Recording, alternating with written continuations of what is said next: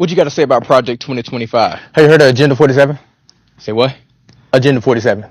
Nah. It's the actual platform that Trump is going to push when he becomes president. I've had people attack me, tell me that I'm being paid by Iran to push Project 2025. That's not what's happening, okay? Let me be clear, that's not what's happening. Hello friends, welcome back to my channel. My name is Deja, your friendly neighborhood concerned citizen. If watching my Project 2025 video brought you here, let me just say that I'm so happy that you're here. I feel like I've been screaming into a void since last year when I first started reading and posting about Project 2025. It feels amazing to have so many eyes on it and to have so many people who are interested in what it's saying. It's been a true grassroots effort to get information out to the masses. For me, it's a testament of what can be achieved on social media when we're all kind of focused on one goal. Another reason why you're probably watching this video is because you're hearing or reading or seeing things like this. It's supposed to make it illegal to be. That's nothing to do with Trump. Trump has neither endorsed nor supported this platform. Or you're reading things like Project 2025 is fear-mongering, or a crowd favorite for me has been, this is the left's boogeyman, or this is Dems boogeyman, which I always find interesting because it means that you infer my political affiliation by the fact that I'm having a conversation and telling people to read something. I've had people attack me, tell me that I'm being paid by Iran to push Project 2025. That's not what's happening, okay? Let me be clear, that's not what's happening. Don't let anyone convince you that reading a book is fear-mongering. Books are written to be read. It's not fearsome because of the readers. If what's written in the book is fearsome, it's fearsome because of what the authors chose to write down. The authors of this book have authored many mandates for leadership, but this is the first time on a large scale that young people are actually reading it and paying attention to it. That's all that's happening. People are paying attention. And if people paying attention to something that was written is a problem, then my spidey senses tell me that that's something that we should be paying even more attention to. What's happening is that when people are paying attention, it can be frustrating, especially when you built an entire nation of people who would rather not talk about politics than choose to just let other people handle it rather than just being aware of what's actually going on around them. That's it. That's what's happening. As we dive in, I want to be clear on who this video is for. And then I want to share with you the two reasons why I chose not to mention President Trump in my first Project 2025 video. My intended audience for this video is not the people who have already made the decision not to vote. I respect your right not to vote. I'm not going to spend any time here convincing people why they should vote. History has shown me the monstrous effort that people have put into making sure certain people don't vote. We're talking intimidation, we're talking literacy tests, we're talking poll fees, we're talking redrawing district lines. You name it, they've done it. And for that reason alone, I personally believe that if it didn't matter, they would not have done any of those things. They would have just let it ride. They want everybody to vote. I don't want everybody to vote. Elections are not won by a majority of people. They never have been from the beginning of our country, and they are not now. As a matter of fact, our leverage in the elections, quite candidly, goes up as the voting populace goes down. For me, you don't apply that much pressure for nothing. If you're interested at all in learning all of the ways that your right to vote has been attacked over the years and is still under attack today, I will gladly make a video one day. But it is not this day. But it is not this day. My intended audience for this video is for people who want to be more aware of the world around them. The people who have an icky feeling in the pit of their stomach, or the people who just don't feel comfortable about sitting on the sidelines or opting out of civic engagement. If that's you, grab some tea, let's get cozy, and we're just going to chat a little bit about the relationship between Agenda 47 and Project 2025. What is Agenda 47? Agenda 47 represents the broader goals and policy priorities of the Trump administration. You can view it on his website. But there's two things that are really easy to notice. The broad, sweeping concepts that are listed actually lack the fine details of how these things will actually work, how they'll actually happen. This is intentional. This isn't the place to fully expand on strategy to actually make these things happen. It's just listing out the priority. The second thing that's really easy to see after reading it is that everything on this list is listed in Project 2025 in explicit detail on how they're actually going to do these things. That's the difference between an agenda and a policy handbook like the Mandate for Leadership. What is Project 2025? I have a deeper dive on Project 2025 that you can watch here. I also have quite a few short form videos where I've started doing things like breaking down the specific chapters that you can check out if you need an additional debrief or a brush up on what Project 2025 is. So we won't get too deep in the weeds here. If you do need a refresher, go check out this video. This book was developed by the Heritage Foundation. Project 2025 provides a comprehensive conservative policy aimed at influencing current and future administrations. We're going to put a pin in current and come back to it. It's made up of detailed policy recommendations. So you might have heard people saying something like, it's just a wish list. There's a difference between wish lists and policy recommendations, training programs for policymakers, and more importantly, strategic guidance on a wide range of issues. If one were to read both Agenda 47 and the Mandate for Leadership, you would easily begin to see where these things overlap. For example, Agenda 47 calls for cutting federal funding for any school that's teaching accurate history instead of a watered-down ideological revisionist history. Project 2025 also specifically calls for doing the same. You can find that overlap here, and here, and here. But I'm already seeing elements of Project 2025 here, Deja, without Trump in office. Why is that? Good question. The answer to that, my friend, is why I chose not to mention President Trump in my first Project 2025 video in the first place. It's because I really wanted y'all to understand that Project 2025 is so much bigger than Trump. It's so much bigger than him. He truly is a puppet. And I know that we like to think, oh, he does his own thing. He does his own thing within the confines that corporations that have purchased him will allow. We have to make life good for our smart people. And the rollbacks and reforms that we are seeing while he's not even in office should paint that picture pretty clearly. Make no mistake, I'm not being dramatic when I say this. Trump would definitely be jet fuel to the plan, but it's the inner workings that we should be paying attention to that are actually making movement possible right now, even when he's not in office. This is the long game. Even if Trump didn't win this election, that wouldn't mean the end of fighting against Project 2025. The ideology from this book is spread throughout our government's elected officials. Your Congress, that's your House of Representatives, your members of the Senate, your state legislators, your school districts, your judges, your sheriffs, your coroners, your county clerks. This is systemic. Okay, October. You can lay there. Do you want to sit here? You have to chill down. We're trying to put the people on.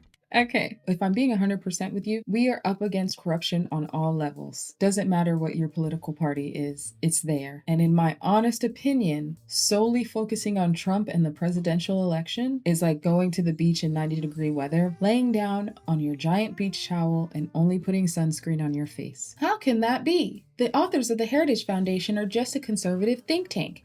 They have no power, Deja. Another great question, friend. Here's where we talk about the difference between direct influence and indirect influence. The short answer is it doesn't matter. Not only is it incredibly dishonest for Trump to say that he doesn't know anything about Project 2025. On behalf of all of you, our 1.5 million members of Heritage over the last decade, to introduce President Donald Trump. But birds of a feather flock together, and a significant chunk of people closest to him authored it. I'll hit you with this scenario. So for example, imagine if you work in an office as a project manager and you have direct reports. You, as their manager, have direct influence over your team because you are the boss. This means you have the authority to assign tasks, to set deadlines, to evaluate their performance. You are able to provide clear instructions, establish expectations, and directly manage their work. Make sure tasks are completed and you meet project deadlines. Having this direct influence allows you to guide your team's efforts and allows you to achieve immediate results. However, managing complex projects often requires collaborating with other teams. You need subject matter experts. You need coworkers who are not your direct reports. So let's switch this up a little bit. And instead of being the project manager in this scenario, you're a consultant. As a consultant, you have no direct influence. No one is reporting to you. So you have to rely on indirect influence to get your job done effectively. Indirect influence comes in the form of building strong working relationships with these colleagues. Finally, I want to express our gratitude to Kay James and the dedicated scholars and staff at the Heritage Foundation. Thank you very much. Understanding what their level of expertise is, demonstrating the importance of your expertise, and understanding how all those things contribute to your project, your goal. At that point, the biggest tools in your tool belt are going to be persuasion and collaboration. Hopefully, if you've done your job well, you're able to motivate and inspire these people who do not report to you to support the project in their specifically unique way. And you're able to do this even though you do not have direct authority over them. By leveraging your knowledge and the project goals, you're now able to influence action and get cooperation. And this is how you're able to ensure that all of the parts align, everyone involved in the project aligns, and the project runs smoothly. That is indirect influence. With your help, we have not only nominated, but confirmed the new Supreme Court Justice. Direct influence involves the immediate specific actions to achieve goals, like a manager giving a direct order or a president signing a bill. Indirect influence occurs through advocacy, policy recommendations, and the creation of a supportive environment for specific policy. It involves shaping attitudes and practices over time, like a manager providing training.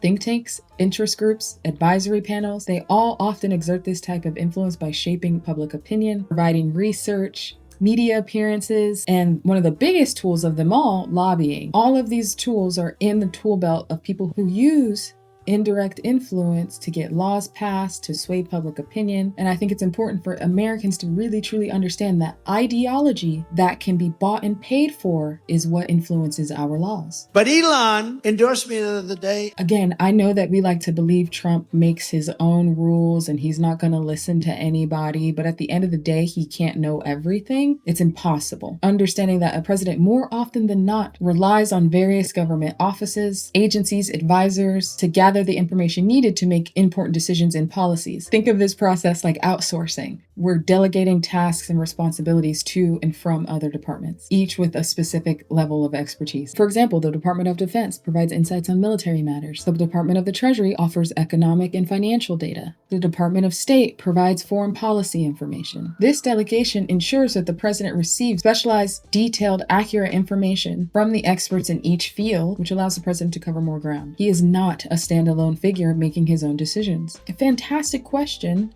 would be, if there's no such thing as indirect influence, wouldn't lobbying not only be illegal, but unnecessary? But he gives me $45 million a month. Why would Elon Musk be so willing to funnel $45 million a month into a campaign that wouldn't promise a return on his investment? This is yet another example of indirect influence. Elon Musk is not an elected official. He is not in office, and yet he is buying influence of policies. Hello friends, Editing Deja here. I just wanted to give you a quick update. Since I recorded this video, President Biden has dropped out of the presidential election, which has shaken things up for the Republican Party. Immediately after the fallout of this, Elon Musk has come out and says that he is not donating $45 million a month to the Trump campaign, even though he did create a super PAC in his honor called the America PAC, so look that up. Just wanted to make sure that I was giving you guys relevant information. Don't come for me because I updated you. America is being run by corporations. And if you're not paying attention, that's the reason why so many tech giants are throwing their hat in the ring, because they know who will allow unfettered deregulation and allow them to run their businesses unchecked and unchallenged. There are no nations. There's Apple, Exxon, and Berkshire Hathaway. Corporations are the real superpowers here. You should be able to operate without any regulation or restriction whatsoever. After all, you're billionaires. You are smart enough to know what's best. Bottom line, you support me, and that is what you'll fucking get. These corporations are buying indirect influence and robbing the average American. Heritage Foundation influence. Contrary to popular belief, the Heritage Foundation isn't just a bunch of smucks who got together and wrote something out. The Heritage Foundation is not the new kid on the block. In fact, you, dear watcher, they're probably older than you. I congratulate you on your 30th anniversary as the president. No such thing as term limits here. Finally, I want to express our gratitude and the dedicated scholars and staff at the Heritage Foundation. Thank you very much. Thank you. Great job. They're not a bunch of nobodies because they've already influenced multiple presidencies. Has taken the conservative movement from one that used to meet in a phone booth here in Washington to a robust group of folks who are shaping policy in Washington, D.C. As a matter of fact, you got a little bigger phone booth these days than you did 30 years ago. Including President Trump's first administration. Legendary institution, which is what it is, has been at the forefront of the conservative movement, helping lead the fight to defend our cherished American history, culture, and traditions. They have been a part of Republican policymaking for decades. Appreciate all you've done, and I really want to thank Heritage. One of the interesting things about the Heritage legacy is that the folks here have been tireless advocates, tireless champions of liberty and free enterprise and democracy and religious freedom. Not just policy alignment, but direct collaborations. They're also one of the sponsors for the RNC. They've already disclosed themselves that they meet with congressional staff over 400 times a year and meet with members of Congress over 120 times a year. I had one message for him. Do not wait to sign that bill. If you wait even an hour, you will look weak. This bill needs to be signed immediately. I'm not speaking from a place of, these are just some randos. Iowa was the first state that we got to work in, and we did it quickly and we did it quietly. Honestly, Nobody noticed. At the end of the day, the bill that Governor Kemp signed and the Georgia legislature marshaled through had 8 key provisions that Heritage recommended. Friends, I wouldn't waste my time reading this if it was just a bunch of randos.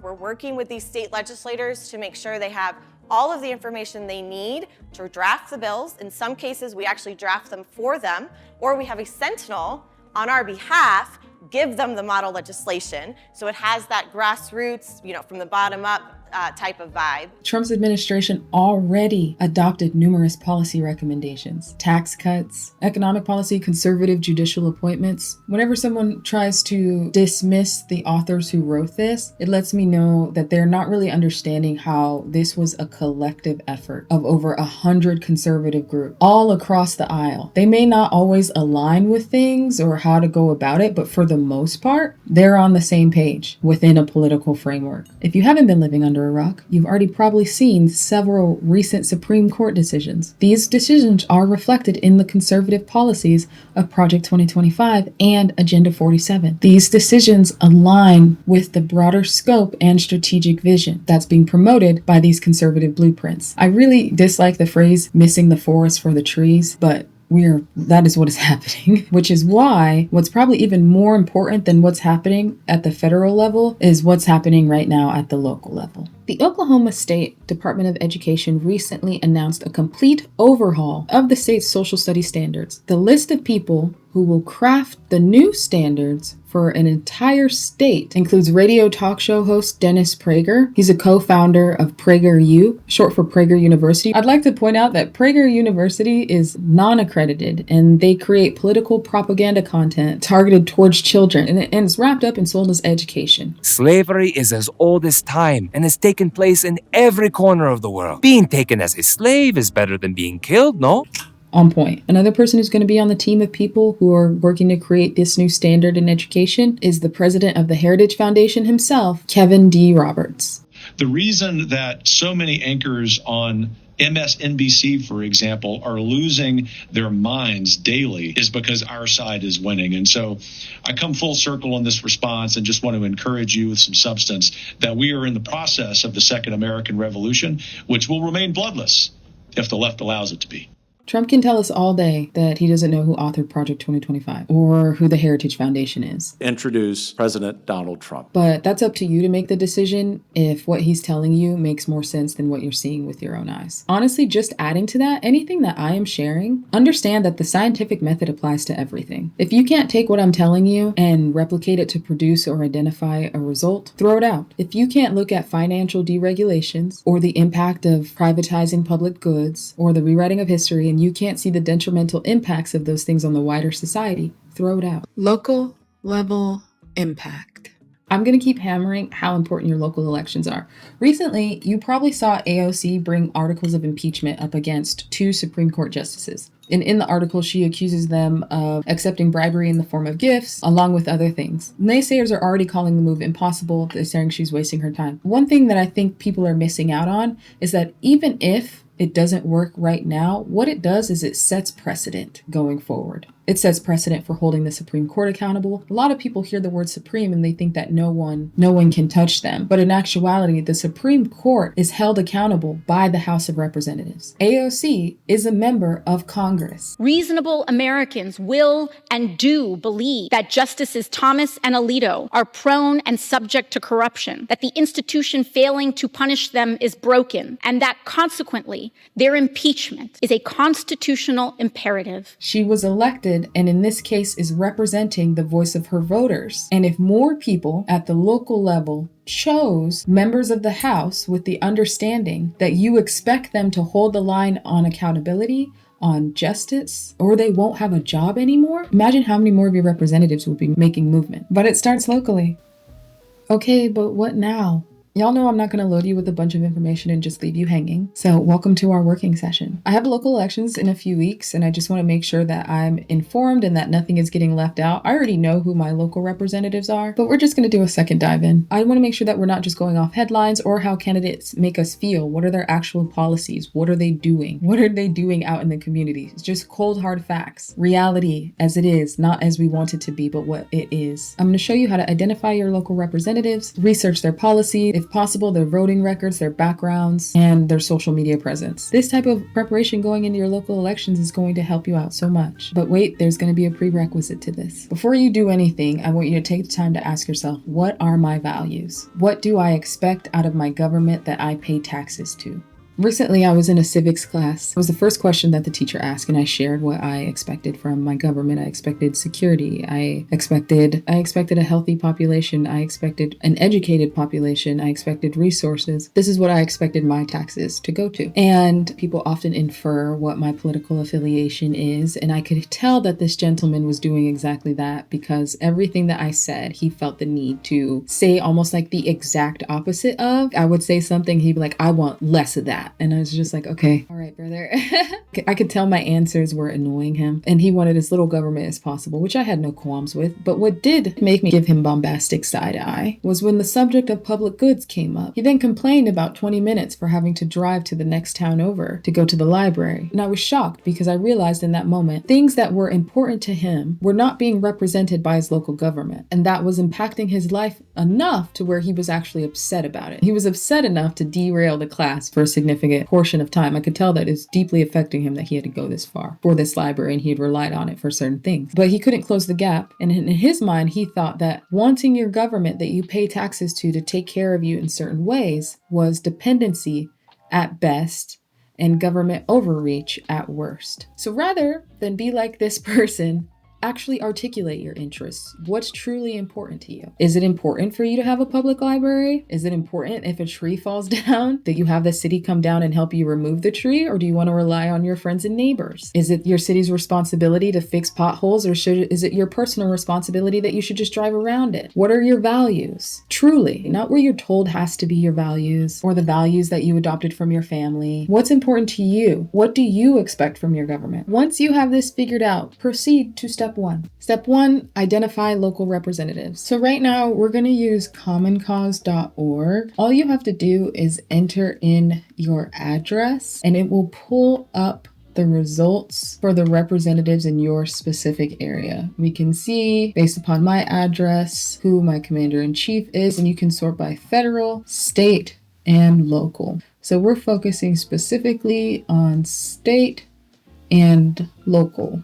These are your representatives. You should also look up when your local elections are. Cool. So here we're able to see key dates for our election. We know already what's going to be happening. We're actually able to vote early right now. So primary elections for the U.S. Senate, the House of Representatives, Tennessee State, even numbered districts, Tennessee House, and general elections will be held for vacant and judicial offices. You can also use sites like usvotefoundation.org that will lay out pretty clearly when your elections are and what dates you need to be aware of. Tennessee actually has an application. I would check to see if your state has an application, and in this application, I can see who my representatives are, but I can also see who's on the ballots. Editing Deja here. I did want to let you know that another way you can get some information on your state and your state's elections would be doing a quick Google search to see if your state has a blue book. So for me, I would type in Tennessee Blue Book. It was only after searching the Supreme Court website that I actually found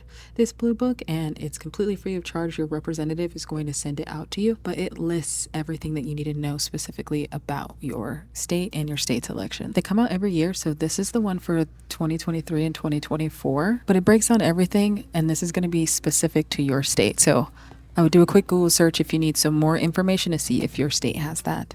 And then once I've identified who's on the ballots, I can do a little bit of research. Step 2, investigate. Check out their backgrounds. Check their social media. Find news articles about them. If you're not already, follow their social media accounts to stay updated on what they're talking about and what they're talking about current events. Learn about their professional and personal backgrounds to understand their influences and their interests. When I looked up the senator candidates in my state, I was pleasantly surprised that nearly all of them, if not all of them, were teachers. Don't just get hung up on the headlines. Actually go to their websites, deep dive into their policies. Go to Reddit, check to see what people are saying, what people are actually saying about these specific candidates. Look at their voting records, their public statements, any legislation that they have sponsored or any initiatives that they champion in their communities. You'd be surprised at what you can find by looking people up. I was lucky enough to have found actual debates between certain judges. I also found oral arguments for Supreme Court cases, so you can learn who the people are who are supporting your district. Deep dive into their policies and how have they been living out their values. I don't want everybody to vote. At the end of the day, I think what's most important is you'd be surprised at how much information is there if you just take a couple seconds to look. I know that not everybody's going to sit down and do the research, so, I'll give you an easy out.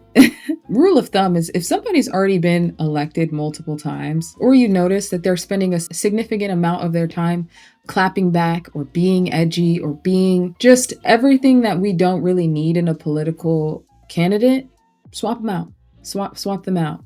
There's genuinely good people out there who are actually fighting the good fight, who are actually fighting to make the community better for their constituents. An easy one that comes to mind for me is Gen Z Representative Justin Pearson. This is not an establishment person. This is someone genuinely trying to make their community better. Opt for the person who's trying to make your community better. Pay attention to who their friends are. If they have a bunch of career established friends, do with that information what you will. At the end of the day, I think that it's truly on us to start taking proactive steps to ensure that our representatives truly reflect and represent our values and interests, and then hold them accountable if they don't. Representative seats are up every 2 years. I care not about your political beliefs, only that we are aware and we are not putting our head in the sand. We do not fearmonger, we inform. We share only what we have confirmed from in-depth resources from different perspectives. We do this to develop a viewpoint that encompasses a contextual, sociological, historical understanding of the information that we are absorbing. Nothing happens in a vacuum. And now more than ever, we deserve conscious leaders who know that they will be held accountable by their constituents. But first, we have to know how we are able to hold them accountable. Our eyes are open. If you have some time, check out representus.org. I'm liking what I'm seeing from them. I'd love your guys' thoughts. They're a nonpartisan nonprofit. Their entire goal is to end political corruption in America, and they work to unite people across all political spectrums. They advocate for laws that stop political bribery, to end secret money, to fix broken elections, to make sure the government works for everyone and not just the billionaires and their indirect influence. After you check them out, come back here. I would love your thoughts. Come on, old man. Oh, you're so sweet. Okay, so because we know that Agenda 47 is just that, an agenda, and Project 2025 encompasses Agenda 47 and represents a collective effort of over 100 conservative groups that have experience with influencing policy, my biggest suggestion is just to be aware. Even if you're like, okay, whatever, Deja, Project 2025, just be aware. Be aware. Things do not happen in a vacuum. I know what's coming because I see it every day at the Texas Capitol. They are testing these ideas in states like Texas before they take them nationwide, banning books, banning abortion, forcing every teacher to display the 10 Commandments, replacing school counselors with untrained chaplains, defunding public schools to subsidize private Christian schools. We are sleepwalking toward theocracy, and we must act with the urgency that this moment demands. Pay attention. Even if today forward, nothing else gets passed that's already in Project 2025, just simply be aware. Side note, in my Project 2025 video, I asked that anybody who is scheduling to visit a city hall or a town hall drop a house emoji in the comment section. My heart was so happy when I saw how many house emojis. So if you're someone who did go to a town hall or is attending their city halls, let me know how it went. Drop it in the comments. I would love to hear about it. Thank y'all so much. And finally, the second reason that I chose not to mention Trump in my first video is, one, I know that all conservatives and Republicans are not the same. They are not all MAGA. They are not all the Christian right. I live in the Deep South. I actually know a lot of Republicans who feel like their party has been hijacked. I didn't want to lump them all together when talking about this leadership mandate, but more so than any reason why I chose not to mention Trump is because his supporters can be extremely abusive. Even in a video where I did not mention him at all, extremely abusive. So I ask that if you've gotten this far in this video, simply do not engage with them. They are a distraction. Let them argue amongst themselves because honestly, we have work to do and too many other things to focus on. Nothing you say is going to change someone's mind, but if you insist on engaging, maybe do it by asking questions so you can further understand where that person is coming from. But I feel pretty confident when I say that a significant portion of the apathy that you might be feeling from politics or engaging in political discussions might be coming from engaging with energy vampirism and bots.